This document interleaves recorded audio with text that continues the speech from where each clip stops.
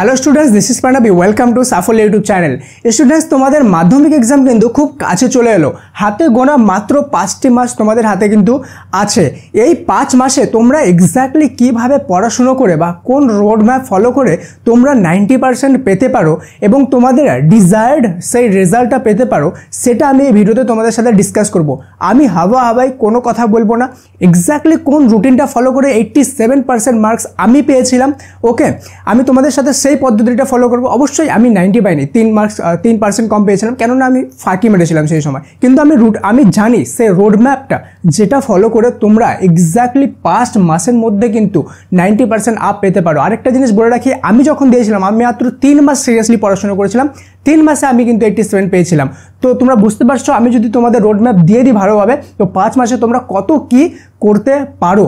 আর ভিডিওটা শুরু করার আগেই বলে দিই, যারা যারা এখনও পর্যন্ত সাফল্য মাধ্যমিক অ্যাপটি ইনস্টল করোনি তারা প্লে স্টোরে যাও, প্লে স্টোর থেকে সম্পূর্ণ বিনামূল্যে সাফল্য মাধ্যমিক অ্যাপটি ইনস্টল করো। সেখানে তোমাদের মাধ্যমিকের জন্য জেমস দেওয়া আছে, অর্থাৎ তোমরা কল্পনা করতে পারবে না তোমাদের মাধ্যমিকের জন্য কী জিনিস সেখানে দেওয়া আছে। মক টেস্ট থেকে শুরু করে সাজেশন, এভরিথিং কমপ্লিটলি ফ্রি সেখানে দেওয়া আছে, ওকে। এবং সেখানে ভ্যালুয়েবল কোর্সও কিন্তু খুব ভ্যালুয়েবল কোর্স তোমাদের মাধ্যমিক 2025-এর জন্য কিন্তু আসতে চলেছে। এখনও পর্যন্ত ইনস্টল না করে থাকলে প্লে স্টোরে যাও, প্লে স্টোর থেকে কিন্তু সাফল্য মাধ্যমিক অ্যাপটি ইনস্টল করে নাও। তো চলো বেশি দেরি না করে ভিডিওটি শুরু করা যাক। Let's get started.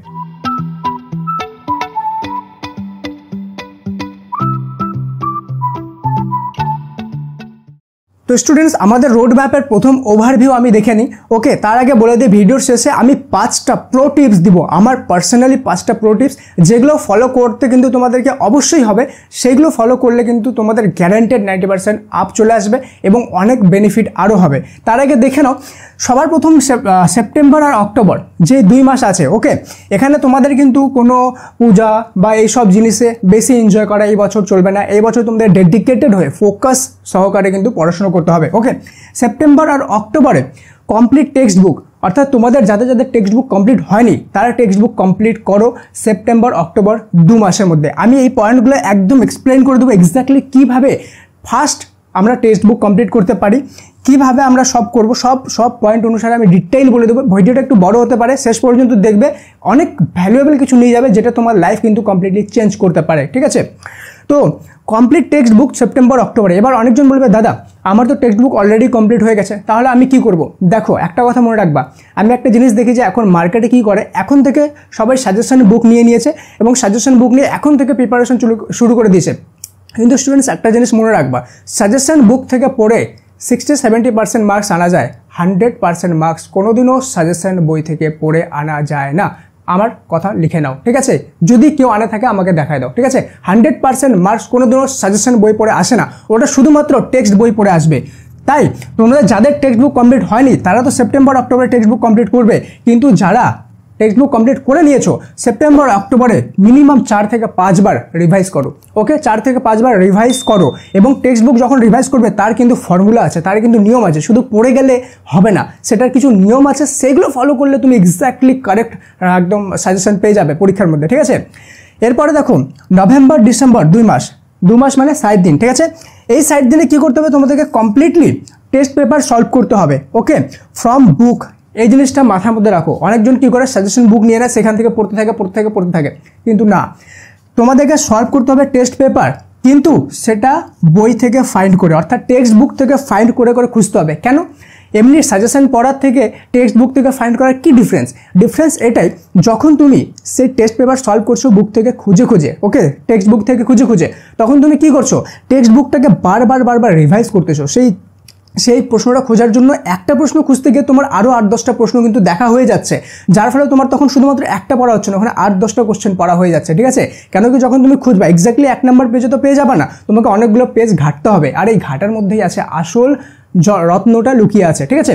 এবার মেক ইউর ওন নোটস, ওকে, এবং যখন তুমি খুঁজবা তখন তোমাকে নোটস বানাতে হবে, নিজের নোটস, ওকে। শুধুমাত্র টিচারের নোটসের উপর ভরসা করে কিন্তু থাকা যাবে না। আমি সব ডিটেলসলি বলে দেবো যে কীভাবে কোন জিনিসটা করতে হবে, ভিডিওটা শেষ পর্যন্ত দেখো।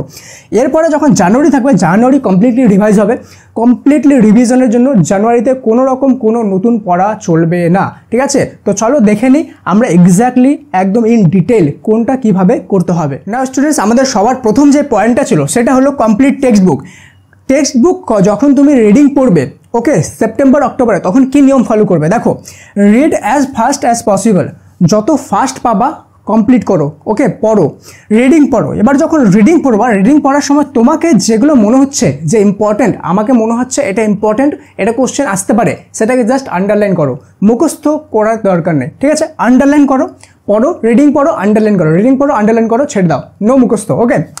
এরপরে দেখো যখন ওই চ্যাপ্টারটা শেষ হবে, সেই চ্যাপ্টারের পরে নিশ্চয়ই কোশ্চেন অ্যান্সার দেওয়া আছে, সেই কোশ্চেন অ্যান্সারগুলোর মধ্যে থেকে শুধু এমসিকিউ, এসিকিউ অর্থাৎ যেগুলো শর্ট কোশ্চেন আছে সেগুলো সলভ করবে, ওকে, যাতে ফটাফট করে আমাদের বুকটা কমপ্লিট হয়। কিন্তু এলএ কিউ অর্থাৎ long answer type question, broad question complete করবে না, যখন রিডিং পড়বে তখন ব্রড কোশ্চেন কমপ্লিট করবে না, এটা আমরা নেক্সট ফেজটায় দেখবো, ঠিক আছে, নেক্সট ফেজে কমপ্লিট করবো।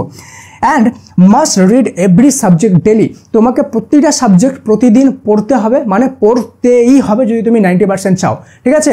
অ্যাটলিস্ট তুমি যদি আধা ঘন্টা করে পড়ো রেগুলার তাও ঠিক আছে, 1 ঘন্টা করে পড়ো তাও ঠিক আছে, যত বেশি পড়তে পারো অত ভালো, কিন্তু প্রতিটা সাবজেক্ট ডেলি পড়তে হবে। আরেকটা জিনিস, যেই সাবজেক্টটা যেই সময় পড়বে, যেই সাবজেক্টগুলো সকালে পড়বে প্রতিদিন ওই সাবজেক্টগুলোই সকালে পড়বে, যে সাবজেক্টগুলো বিকালে পড়বে প্রতিদিন ওই সাবজেক্টগুলোই বিকালে পড়বে, আর যেগুলো সাবজেক্ট তোমরা রাত্রে পড়বে প্রতিদিন ওইগুলো সাবজেক্ট রাত্রিবেলাই পড়বে। যেই টাইমটায় তুমি পড়ো যেই সাবজেক্টটা, ওই টাইমে ওই সাবজেক্টটার জন্য ব্রেনটা অটোমেটিক আমাদের যাতে অ্যাক্টিভেট হয়ে যায়, তাহলে কিন্তু আমাদের পড়াগুলো সহজে মাথায় ঢুকবে। এরপরে দেখে নেব 2 নম্বর সেই পয়েন্টটা, যে কিভাবে আমরা নভেম্বর ডিসেম্বরে প্রিপারেশন নেব। তো স্টুডেন্টস, ভিডিওতে আগে যাওয়ার আগে বলে দিই, আমি তোমাদের ভাবছি যে তোমাদের ম্যাথে, ওকে, এবং ইংলিশে এক্স্যাক্টলি রোড ম্যাপ বানিয়ে দেবো এইভাবে, ঠিক আছে, ডেডিকেটেড, সেগুলো কোন চ্যাপ্টার কিভাবে করতে হবে। তো তোমরা যদি সেই ভিডিওটা চাও তাহলে কমেন্টে লেখো ম্যাথ প্লাস ইংলিশ, ঠিক আছে, কমেন্টে লিখবো ম্যাথ প্লাস ইংলিশ, তাহলে কিন্তু আমি সেই ভিডিওগুলো তোমাদের জন্য নিয়ে আসবো, যেগুলো ডেডিকেটেডভাবে তোমাদেরকে বলে দেবো যে কোন চ্যাপ্টারটা কিভাবে করতে হবে, কোন চ্যাপ্টার কোন কোশ্চেন কিভাবে প্রিপারেশন নিলে আমি বেশি মার্কস পাবো, সেই সব কিছু আমি ডিটেলস বলে দেবো, ওকে। এবার দেখো সলভ টেস্ট পেপার, ওকে, আমি কি বললাম, নভেম্বর ডিসেম্বরে আমরা শুধুমাত্র টেস্ট পেপার সলভ করব। যখন টেস্ট পেপার সলভ করব, হয় নভেম্বরে ডিসেম্বরে কি হবে, নভেম্বরের প্রথম দিকে এবিটিএ চলে আসবে, ওকে, আমাদের টেস্ট এক্সামের পরে যখন এবিটিএ চলে আসবে আমি এবিটিএ নিয়ে নেবো, অথবা আমি কি নেবো, রায় মার্টিনের প্রশ্নবিচিত্রা। এটা কোনো প্রমোশন ভিডিও না, ওকে, আমি জেনুইনলি যেগুলো থেকে করেছি আমি সেগুলোই তোমাদেরকে বলবো, নো ফিল্টার, ওকে। প্রশ্নবিচিত্রা রায় মার্টিনের সেটা করতে পারো। এবার রায় মার্টিনের প্রশ্নবিচিত্রা নিয়ে একটা লাভও আছে, কি আছে সেটা বলতেছি। দেখো যখন এটা প্রিপারেশন নিবা, ওকে, সলভ করবা, firstly tick mark all the MCQ. যখন এমসিকিউগুলো করবা, প্রথমে বইটা নিলা, যত এমসিকিউ আছে প্রত্যেকটা চ্যাপ্টারে, ওকে, সব এমসিকিউগুলো আগে টিক মার্ক করে নাও, সবগুলো এমসিকিউ।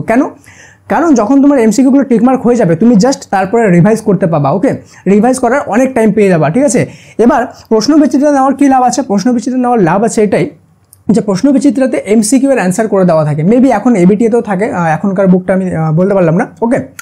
তো যখন তুমি এমসিকিউগুলো অ্যান্সার দেখে করতে চাবা, প্রশ্নবিচিত্রা তোমাকে হেল্প করবে, যত ফাস্ট এমসিকিউগুলো দেখে করে নিবা, তারপরে রিভাইজ মারবা, জাস্ট রিভাইজ মারবা, ওকে, এমসিকিউ রিভাইজ মারলে এনাফ, ওকে। আর try to solve 1 question paper daily, প্রতিদিন একটা করে কোশ্চেন পেপার সলভ করা পসিবল হবে না, কেন কি 7টা সাবজেক্ট আছে, বাট ওকে এটা ডেলি না, 2 ডেজ, ওকে, অ্যাটলিস্ট 2 দিনে কিন্তু একটা কোশ্চেন পেপার সলভ করার চেষ্টা করতে হবে। 2 দিনে যাতে একটা কোশ্চেন পেপার এনি হাউ তুমি সলভ করে নাও, ঠিক আছে, তাহলে কিন্তু 60 দিনে তুমি 30টা কোশ্চেন পেপার সলভ করতে পারবে, যেটা মোর দেন এনাফ 90% আনার জন্য, ওকে। এরপর চলে যায় ফিল্টার টেকনিক। এই ফিল্টার টেকনিকটা কি, দেখো যখন তুমি কোশ্চেন পেপার সলভ করছো টেস্ট পেপার, তখন একটা টেস্ট পেপারে বা একটা কোশ্চেন যে মডেল কোশ্চেন পেপার থাকবে, সেই একটা মডেল কোশ্চেন পেপারে কিন্তু এক চ্যাপ্টার ওয়াইজ তো থাকবে না, সবগুলো মিক্স করা থাকবে, কিন্তু তুমি কি করবা, তুমি করবা ফিল্টার টেকনিক ইউজ। অর্থাৎ যখন তুমি সলভ করবা প্রথম চ্যাপ্টারটা থেকে যেগুলো কোশ্চেন আছে এমসিকিউ, একটা নোটবুক নিবা, প্রথম চ্যাপ্টারের এমসিকিউগুলো লাইন করে মার্ক করে খুঁজে লিখে নেবা, ওকে। যখন সেকেন্ড চ্যাপ্টার করবা সেমভাবে সেকেন্ড চ্যাপ্টারের সেই কোশ্চেনগুলো শুধুমাত্র সেকেন্ড চ্যাপ্টারের লাইন করে লিখে নেবা। মিক্স করে করলে কি হবে, করলে অনেক গোলমাল হবে, কিন্তু যদি তুমি এই টেকনিকটা ফলো করো তাহলে তোমাদের ক্রিস্টাল ক্লিয়ার থাকবে যে ফার্স্ট চ্যাপ্টার থেকে এইগুলো কোশ্চেন আছে যেগুলো আমাকে করতে হবে, সেকেন্ড চ্যাপ্টার থেকে এগুলো কোশ্চেন আছে, এগুলো এমসিকিউ লং কোশ্চেন আছে, তাহলে কিন্তু তোমাদের মাইন্ডের মধ্যে একদম ক্লিয়ার থাকবে, যার ফলে কিন্তু তোমাদের মার্কসটা আনা আরও ইজি হয়ে যাবে। তো চলো এবার আমরা দেখে নিই জানুয়ারিতে অ্যাট দ্য এন্ড কিভাবে আমরা প্রিপারেশন নেব। শুধুমাত্র রিভিশন করব, কিন্তু রিভিশন করার সময় কি জিনিস আমাদেরকে ধ্যান রাখা প্রয়োজন। নাও জানুয়ারির রিভিশনে দেখো, জানুয়ারিতে কি করব, আমরা কোনো নতুন নোট পড়বো না, বানাবো না, ওকে, কোনো নতুন নোট বানাবো না, ইভেন পড়বো না, যেগুলো আমরা করে নিয়েছি ওগুলোই করবো আমরা, ঠিক আছে। Give mock test as much as possible. একটা কথা মনে রাখবা, তোমরা প্র্যাকটিক্যাল এক্সাম দেওয়ার আগে তোমাদেরকে ম্যাক্সিমাম থেকে ম্যাক্সিমাম মক টেস্ট দিতে হবে। কেননা হিন্দিতে একটা কথা আছে, जो प्रैक्टिस में ज़्यादा से ज़्यादा पसीना बहाएगा युद्ध में उसका कम से कम खून बहेगा, ঠিক আছে। তো তোমরা যত বেশি থেকে বেশি প্র্যাকটিস করবা এক্সামটা তোমাদের জন্য অত বেশি থেকে বেশি ইজি হয়ে যাবে, ঠিক আছে। এরপরে দেখো read note plus quick note. তোমরা যেগুলো নোট অলরেডি বানিয়ে নিয়েছো সেগুলো তো করবে, কিন্তু এখানে সবচেয়ে কি পয়েন্ট হলো কুইক নোট। কুইক নোট জিনিসটা কি? কুইক নোট হলো তোমাদের একটা অলরেডি যে নোটটা আছে সেই নোটটার মনে করো মেইন যে ধরনের একটা কোশ্চেনটা, সেই নোটটার যে 5টা মেইন পয়েন্ট আছে, যেই পয়েন্টগুলো দেখলে তুমি বুঝে যাবে যে এই পয়েন্টের আন্ডারে কী লিখতে হবে, এই পয়েন্টের আন্ডারে কী লিখতে হবে, এটা করবা। কেন? যখন তুমি লাস্টে পরীক্ষা দিতে যাবা তার আগের দিন দেখবা তখন তো তোমাদের এতগুলো নোট পড়ে রিভাইজ করা বারবার পসিবল না একদিনে, তাই তো। তখন কি করবা? তখন তুমি তোমার কুইক নোটগুলো দেখবা। কোশ্চেন হচ্ছে এমন 5টা পয়েন্ট, যেই 5টা পয়েন্ট দেখলে তোমার পুরো কোশ্চেনের অ্যান্সারটা যাতে মাথার মধ্যে বসে যায়। নিজেকে সেই বোল্ড পয়েন্ট অনুযায়ী সেই নোটটা নিজেকে বানাতে হবে যে কোন পয়েন্টগুলো আমি লিখবো, এমন 5টা যেটা 5টা পয়েন্ট দেখলেই আমি বুঝে যাবো যে এই কোশ্চেনের আন্ডারে কী কী অ্যান্সার আমাকে লিখতে হবে। তো quick note is very very very very important তোমাদের এক্সাম দেওয়ার আগের দিন এবং তার আগের দিন, কিন্তু এটা তোমাদেরকে একদম রামবাণ হিসেবে কাজ করবে। এরপরে দেখো give your best, no excuse. যখন তুমি 90% চাচ্ছ তখন তোমাকে তোমার বেস্ট সেখানে দিতে হবে। কোনো রকম কোনো এক্সকিউজ দেওয়া চলবে না যে আজকে করব না কালকে করব, ঠিক আছে। তোমাদেরকে 100% তোমার পড়াশোনাতে দিতে হবে, শুধুমাত্র জানুয়ারিতে না, যে 5 মাস আছে কমপ্লিটলি সেই 5 মাসে। এবার আমি তোমাদেরকে দেবো সেই 5টা প্রো টিপস, যে টিপসগুলো আমার মাইন্ডে ছিল বলেই কিন্তু আমি অত ভালো একটা মার্কস স্কোর করতে পেরেছিলাম। তো চলো দেখে নিই সেই টিপসগুলো। নাও 5টা সেই টিপস আমি দেখব যে টিপসগুলো ফলো করে আমি এক্সামে 87% মার্কস এনেছিলাম। অবভিয়াসলি আমি যদি সেই 3 মাস না পড়ে এটা 6 মাস ফলো করতাম তাহলে কিন্তু আমি 95, 98ও আনতে পারতাম, ঠিক আছে। সেই প্রো টিপসগুলো হলো, ফার্স্ট, মাস্ট ওকে রিড এভরি সাবজেক্ট ডেলি। তোমাকে প্রতিদিন প্রতিটা সাবজেক্ট পড়তেই হবে, এনি হাউ পড়তে হবে। কেউ কী করে রুটিন যখন বানায় আজকে 4টা পড়তেছি কালকে 5টা পড়তেছি, এভাবে না। প্রতিটা সাবজেক্ট প্রতিদিন আর একই সাবজেক্ট একই টাইমে মাস্ট তোমাদেরকে পড়তে হবে। স্পঞ্জ বল এক্সারসাইজ বিফোর স্টাডি। আমাকে অনেকজনই প্রায় কমপ্লেন করো যে স্যার আমি যখন পড়ি পড়ায় মন বসে না, বা পড়াগুলো পড়ার পরে মনে থাকে না, কিন্তু কোনো কি টেকনিক নাই এটার যার ফলে আমার পড়াশোনার প্রতি মনটা বসবে, আমার পড়াশোনার আগ্রহটা বেড়ে যাবে এবং পড়ার পরে আমার সেই জিনিসগুলো মনে থাকবে? অবশ্যই আছে, সেটাই হলো স্পঞ্জ বল টেকনিক। যে একটা স্পঞ্জের বল পাওয়া যায় ওকে 15 টাকা দিয়ে, সেই বলটা কিনবে এবং পড়তে বসার আগে কী করবে, সেই বলটাকে হাতে নেবে এবং একদম চোখ বন্ধ করে সেখানে ফোকাস করে এটাকে না এভাবে প্রেস করবে, 1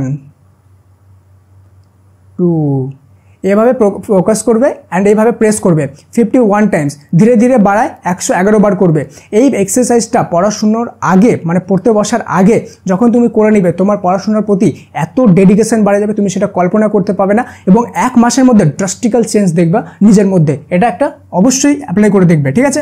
take break after every subject. অনেকজন কী করে কন্টিনিউ 3-4 ঘন্টা পড়েই যাচ্ছে। এটা একদমই খারাপ হ্যাবিট। প্রত্যেকটা সাবজেক্ট যখন তোমার পড়া হচ্ছে, একটা সাবজেক্ট পড়া হয়ে গেল, তখন নেক্সট সাবজেক্ট পড়ার আগে অ্যাটলিস্ট 15 মিনিট গ্যাপ নাও, ঠিক আছে।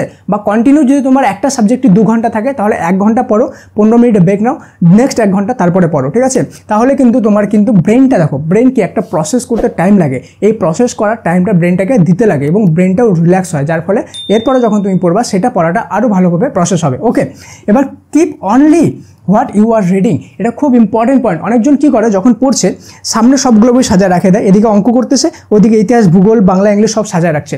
না, তুমি যখন যে সাবজেক্টটা পড়ছো তখন সেই জায়গায় শুধুমাত্র সেই সাবজেক্টের বইটাই যেন থাকে, অন্য বই না থাকে। কেন?